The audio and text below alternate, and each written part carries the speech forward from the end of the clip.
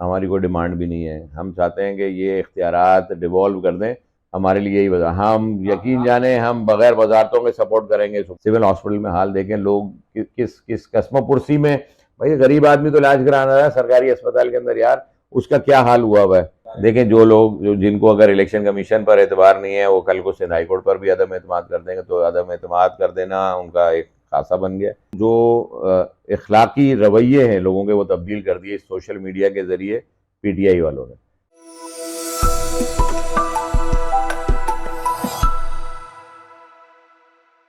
BNews.pk के साथ मैं हूं कराची से वकास खान और मेरे साथ मौजूद हैं नौ मुंतखब मेंबर कौमी असम्बली हसन साबिर साहब। पहले तो आपको मुबारक हो। बहुत शुक्रिया, थैंक यू। अच्छा सामने ये बताइएगा कि पहली बार आप कौमी असम्बली जाएंगे, क्या कैफियत है इस वक्त और क्या सोचा है आपने? जाहिर सी बात है, तो पार्टी पॉलिसी होती है, एक इंसान खुद सोच रहा होता है कि ये करना है। आउज़ुबिल्लाहि बिस्मिल्लाहिर्रहमानिर्रहीम। वक़ास भाई, बहुत बहुत शुक्रिया। हमें एक तरबियत दी गई है, सियासी तरबियत। उस तरबियत में चूँकि ये शामिल है कि जब ज़िम्मेदारी बढ़ जाए तो इसका एहसास भी बढ़ जाता है। तो यकीन जाने उस एहसास की वजह से हम बहुत ज़्यादा इस वक्त जो है वो सोच रहे हैं, क्योंकि ये मुल्क, ये शहर, ये हमारा अपना है। हमें इसको कहाँ से कहाँ, किस किस लेवल के ऊपर जाके ठीक करना है, इसके लिए हम प्लान कर रहे हैं। पूरी एमक्यूएम इसके ऊपर प्लान कर रही है। आला क़यादत हमारी जो है वो इसके बारे में सोच रही है, फ़िक्रमंद है। उसी फ़िक्र के साथ हम सब लोग जुड़े हुए हैं, और इंशाअल्लाह ताला हम ये चाहेंगे कि हमारा हमारा जब कभी भी असम्बली में पहला इजलास हो, और हम उसके अंदर सबसे पहले कोशिश करें कि इस मुल्क को, जो इकनॉमिकल उसकी कंडीशन है, जो उसकी लॉ एंड ऑर्डर सिचुएशन है, जो अखलाकी कंडीशन है, उन सबको एक साथ मिलकर किस तरह से ठीक करना है, ये मिलजुल के ठीक कर सकते हैं। उसके लिए हमारी पहली कोशिश होगी। मैं इंडिविजुअली भी बात कर रहा हूँ, और एक पूरी पार्टी की सोच भी यही है। अच्छा सामने ये बताइएगा कि जाहिर सी बात है, अब हुकूमत बनने जा रही है और मुस्लिम लीग नून के साथ आप वक्तन फ़वक्तन आप लोगों की मुलाकातें भी हो रही हैं, तो क्या मांगा है एमकेएम ने?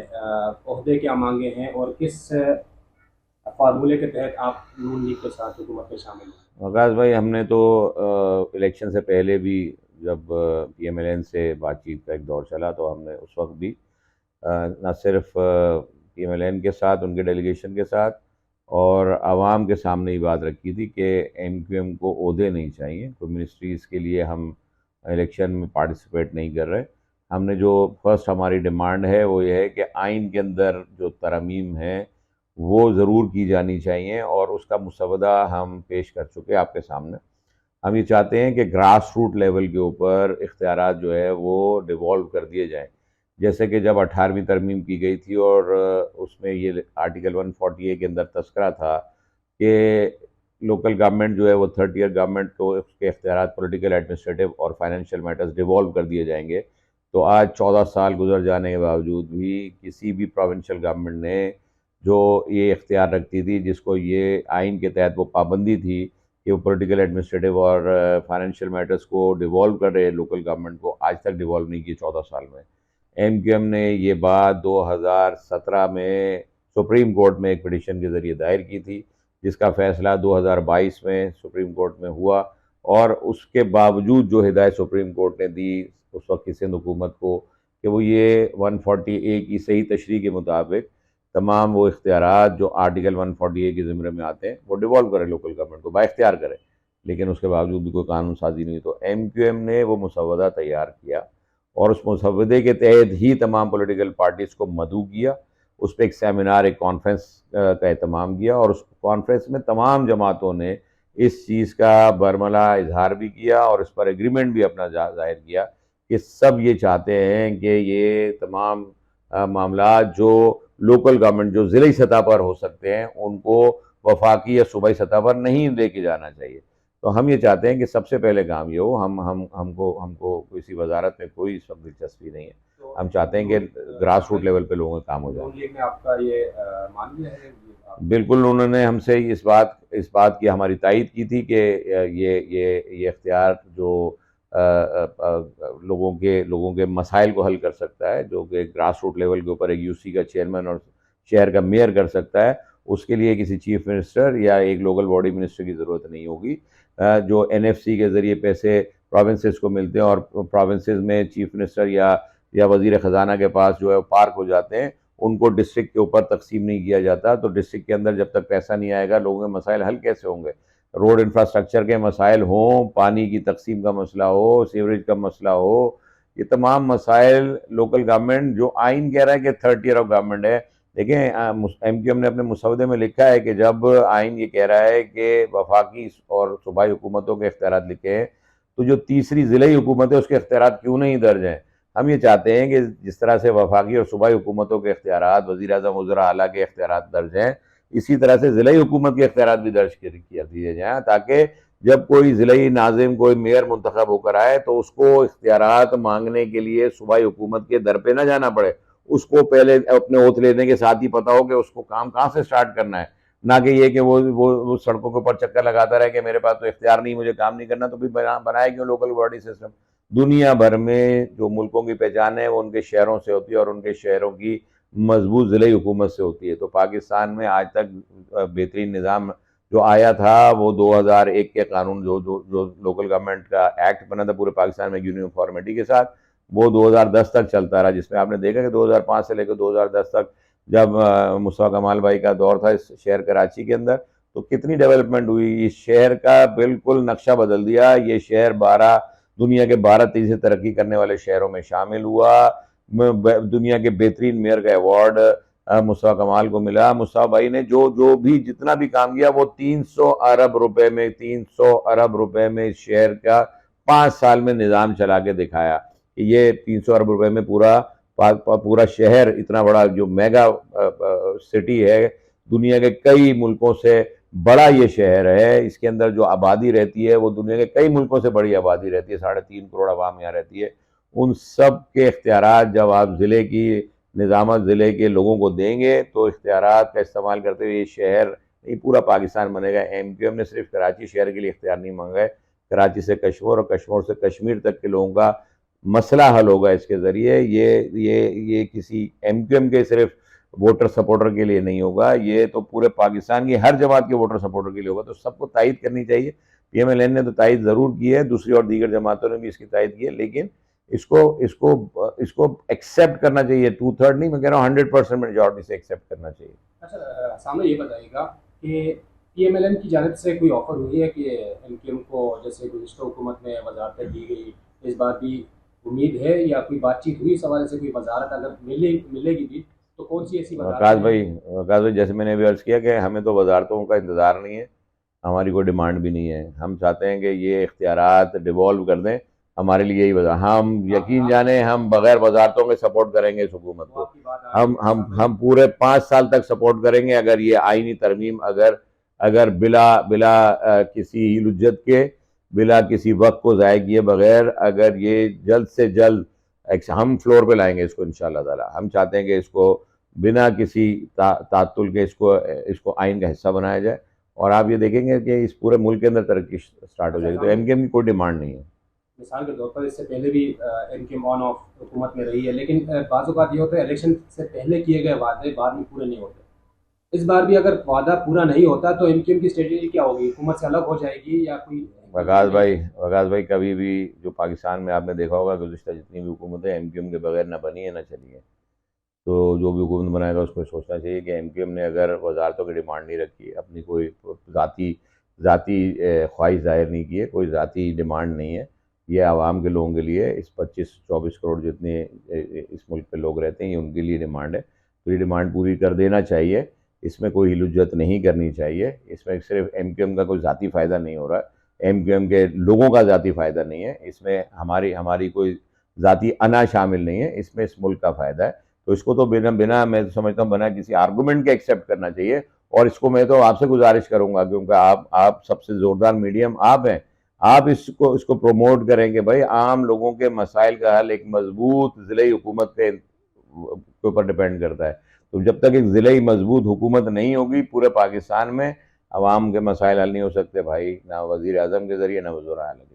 सामने 3 नाम चल रहे हैं इनके कि इनको वजारतें दी जाएंगी। अब आप मेरे सामने अगर डिस्क्लोज नहीं करना चाह रहे वो अलग बात है, लेकिन 3 नाम आ रहे हैं। शायद हो सकता है नून लीग ने ऑफर की हो आपको कि हम 3 वजारतें आपको देंगे, तो बता दें कि कौन सी वजारतें मिल रही हैं। नहीं वकास भाई, मेरे इल्म में इस वक्त तो कोई ऐसा नाम नहीं है, आपने बताया। हाँ, मुस्तफ़ा मुझे भाई का भी नाम आ रहा है। बिल्कुल चल रहा होगा, लेकिन मेरे इल्म में इस वक्त नहीं है अच्छा, कि एक किसको और क्या बात दिया। बताइएगा कि गवर्नर का बड़ा मामला चल रहा है। पीपल्स पार्टी कह रही है कि गवर्नर्स हम हमें बनाने दें, हमें वजारतें नहीं चाहिए, एमक्यूएम को वजारतें नहीं चाहिए। लेकिन मसला ये चल रहा है कि एक और बयानिया ये भी सामने आ रहा है कि सिंध के गवर्नर कामरान टिसोरी साहब ही रहेंगे। तो आप इस हवाले से क्या जानते हैं? क्या सिंध में गवर्नर चेंज हो रहा है या कामरान टिसोरी नहीं, साहब? क्यों चेंज होंगे गवर्नर सिंध के? क्या उन्होंने कौन सी ऐसे मामला हैं जिसको एड्रेस नहीं किया है? उन्होंने हर पब्लिक इशू को जो वो एड्रेस कर रहे हैं, और एक बेहतर अंदाज में जो है वो अपने अपने जो है मामलात को, डॉक्टर जो असद साहब का नाम है आ रहा है। मामलात उनको चला रहे हैं। नाम चलाने को तो लोग अपने नाम कहाँ से कैसे चलाते हैं ये तो आपको पता है, लेकिन बहरहाल के एमक्यूएम के एक मजबूत गवर्नर है और बिल्कुल तो उनको मतलब आपका कंटिन्यू ख्याल है करना कि चाहिए। कामरान टिसोरी साहब ही रहेंगे गवर्नर? मेरे ख्याल से तो एमक्यूएम के गवर्नर का होना ज़रूरी है इस सूबे के अंदर। ठीक है। अच्छा, नून लीग के साथ आपकी मीटिंग्स हो रही हैं, तो क्या बातचीत चल रही है? क्योंकि ज़रा ये बता रहे हैं कि शायद पीपल्स पार्टी को सिर्फ बलूचिस्तान में गवर्नर मिले, बाकी तीनों सूबों में यहाँ पर कामरान टिसोरी साहब, और बाकी पंजाब में नून लीग का गवर्नर होगा और केपी में भी पुराने गवर्नर होंगे। तो क्या देखें बातचीत क्या चल रही है? देखिए, अगर कोई किसी पीपल्स पार्टी की डिमांड अपनी जगह होगी, अगर उनको पूरे पाकिस्तान में मैंडेट नहीं मिला, जिसका बरमला जो है वो इजहार पीपल्स पार्टी के चेयरमैन बिलावल भुट्टो साहब ने किसी टीवी प्रोग्राम में किया था। उन्होंने कहा कि मैं वो इसीलिए जो है प्राइम मिनिस्टर की दौड़ से खुद अपने आप को उन्होंने बाहर किया कि उनको मैंडेट नहीं मिला है। तो मैंडेट नहीं मिला है तो इसका मतलब ये नहीं है कि फिर आप अपनी डिमांड्स के ज़रिए एक सिस्टम बनाएं और उसमें अपनी डिमांड्स ये रखें कि आपको सारी पूरे पाकिस्तान में इसी तरह से वजारतें भी दे दी जाएँ और गवर्नर्स भी लगा दिए जाएँ। अगर मैंडेट पब्लिक मैंडेट मिले तो बिल्कुल डिमांड रखनी चाहिए, पब्लिक मैंडेट अगर नहीं मिला तो एतराज़ करना चाहिए, उसके बाद करने से अच्छा, पहले। रज़ाम भाई, क्या एमक्यूएम में ये बातचीत नहीं हो रही कि सिंध में पीपल्स पार्टी सादा सिंध के साथ आ रही है, तो पीपल्स पार्टी के साथ भी ताल्लुकात बेहतर करने चाहिए ताकि कराची के लिए कुछ कर पाएँ आप लोग? देखिए जिसको अवामी मैंडेट मिल गया उसको हुकूमत बनाने का हक़ है, लेकिन पीपल्स पार्टी गुज़िश्ता 15 साल से तवातुर से, उससे पहले भी हुक्मरानी कर चुकी सिंध के ऊपर, लेकिन डिलीवर नहीं किया। और डिलीवर ना करने की वजह भी कोई नहीं बताई गई। उन्होंने जब कभी भी आपने डिलीवरेंस मांगी है तो सबसे पहले तो पीपल्स पार्टी को ये एक्सेप्ट करना चाहिए कि वो हुकूमत में अगर हैं और 15 साल से हुकूमत चला रहे हैं तो वो रिसीविंग एंड पे होना चाहिए, ना कि वो आर्गूमेंट करना शुरू कर दें। अगर अपोजिशन से आर्गूमेंट ही करने हैं और उनको दीवार से लगाना है तो फिर तो भाई ये पाकिस्तान है, ये आपकी पर्सनल रियासत नहीं है, ये पाकिस्तान है, इसमें आपको सबकी बात सुननी पड़ेगी। हुकूमत को काम है कि बात सुने, तनकीद बर्दाश्त करे, उसके ऊपर अगर कोई कोई मस्बत पहलू नज़र आता है तो उस पर कहीं तो बैठ के सोच विचार करें। ये सिंध में आप देखिए, इस सिंध के अंदर 70 लाख बच्चा जिसकी स्कूल जाने की उम्र है स्कूल से बाहर है। आपने सिंध हाई कोर्ट में, आप खुद चूँकि माशाल्लाह कोर्ट को भी कवर करते हैं, 49,000 से ज़्यादा स्कूलों की डिटेल लिस्ट जमा हुई, जिसमें से 42,000 से ज़्यादा स्कूल घोस्ट स्कूल खुद हुकूमत ने डिक्लेयर कर दिए, इस पीपल्स पार्टी गवर्नमेंट ने। इससे बड़ा मजाक क्या होगा कि जहाँ 49 में से 42,000 स्कूल जो है वो घोस्ट हों, जहाँ बच्चों को तालीम ना मिल रही हो, जबकि आइनी जिम्मेदारी है ना इस सूबाई हुकूमत की। आर्टिकल 25 ये तो कहता है कि भाई 5 से 15 साल के बच्चों को फ्री एजुकेशन देनी है। जहाँ 42,000 घोस्ट स्कूल होंगे तो उस सूबे में एजुकेशन कैसे मिलेगी?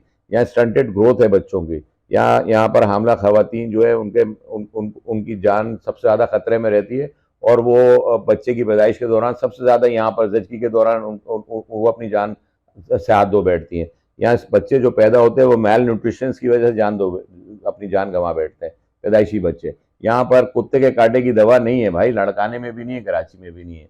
यहाँ ये 2024 है, आप ये देखें कि यहाँ ना कुत्ते के काटे की, ना सांप के काटे की। सांप ही काटता है ये आज के दौर में आप देखेंगे इसकी वैक्सीन नहीं है। डिस्पेंसरीज की हालत देखें, 3 हॉस्पिटल ये जो बता देते हैं, गंबड़ का अस्पताल बताते हैं, किडनी सेंटर बताते हैं, SIUT बताते हैं, ईमानदारी से बता दें कि अगर वो मुखैर हजरात उसको डोनेशन ना दें, मशीनें ना लगाएं तो वो ये हॉस्पिटल चल सकते हैं? ये हॉस्पिटल भी मुखैर हजरात जो रहते हैं, इस शहर में रहते हैं, सूबे में रहते हैं, वो अपने चंदे के पैसों से चलाते हैं भाई। वरना सिंध हुकूमत ने जो पैसा 22,000 अरब रुपये 15 साल में NFC की मद में लिया था, कहीं खर्च नहीं किया। कहाँ खर्च किया, इनसे सवाल होना चाहिए, इनसे पूछा जाना चाहिए कि भाई आपने बजट में इतना पैसा हेल्थ पे रखा था, वो हेल्थ सेक्टर में काम हुआ, तबाह हाल हो चुके सारे। 2010 से इनके इनके पास आए ये हॉस्पिटल, जब जब जो जो जो हेल्थ डिपार्टमेंट है वो डिवॉल्व हो गए, इनको मिल गया। जिन्हें हॉस्पिटल में शायद सहूलतें बेहतर थी जब तक वफाक के कंट्रोल में था, लेकिन 18वीं तरमीम के बाद जब सूबों के अंडर में आ गया, आज वहाँ बदहाली देखें, आप वहाँ जाके वहाँ की सूरत हाल देखें क्या हो गई। सिविल हॉस्पिटल में हाल देखें, लोग किस किस कसमो पुरसी में, भाई गरीब आदमी तो इलाज कराना रहा है सरकारी अस्पताल के अंदर यार, उसका क्या हाल हुआ हुआ है।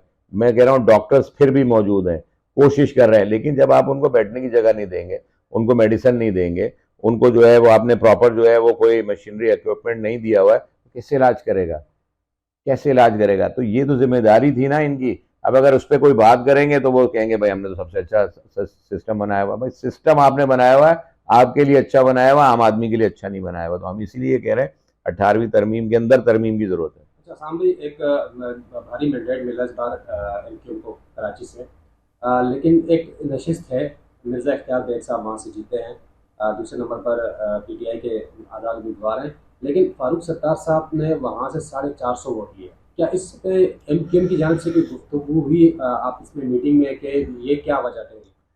देखें, अगर मैं कहूँ कि इस इलेक्शन में भी एमक्यूएम को उसका असल मैंडेट नहीं दिया गया, तो इसमें कोई गलती नहीं होगी। मतलब अब भी असल मैंडेट नहीं एमक्यूएम मिला? में आज भी एमक्यूएम को असल मैंडेट नहीं मिला। एमक्यूएम के भी बहुत सी जगहों पर पोलिंग स्टेशंस पे उनके वोट काटे गए, उनके वोट कम दिखाए गए।